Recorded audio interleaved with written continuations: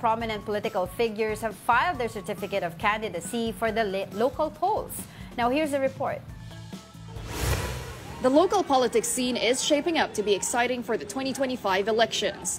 In Makati City, Senator Nancy Binay filed her certificate of candidacy for mayor. She will go up against her brother-in-law, Congressman Luis Campos, husband to her sister Abby. At the end of the day, ate pa rin niya ako, di ba? Magkapatid pa rin kaming dalawa. Kasi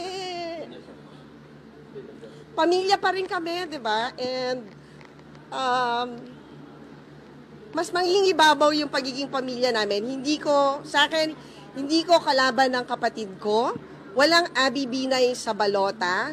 So, hindi kami magkaaway. Over in Quezon City, re-electionist Mayor Joy Belmonte already filed her COC. There's a chance that Belmonte will run uncontested for her third term.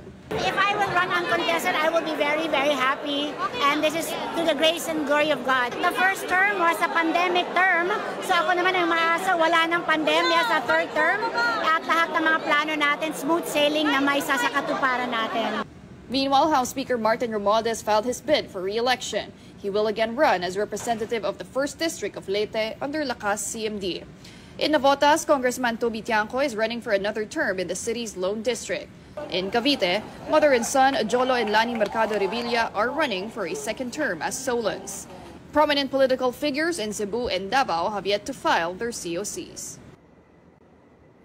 Ayan, so more of the same names. Yeah, more of the same names naman nakikita natin sa Congress. Mostly naman kasi it's easier sa Congress ang labanan kaysa sa yung mayoralty post Kasi mayoralty post, yung votes ng yung buong lungsod ang kailangan kunin mo Whereas sa district congressman, lalabanan mo lang yung boto sa loob ng distrito mo. Yung naman kila Binay, 'di ba? Ongoing feud naman yan ng family nila. Pero this is I think the first time. Husband of Abby, This is the first time that I've seen Senator Nancy Binay emotional about it.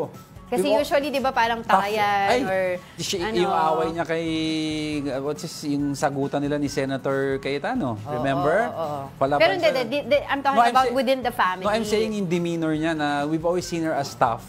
Pero this time around, ngayon ko lang nakita yung parang naiyak siya. Yung lumambot siya. Nandun pa rin daw siya para sa kapatid niya. And for context, kasi alam natin, in the past, may mga away-away sila. Sila Junjun, sila Abby. Sila magkakapatid.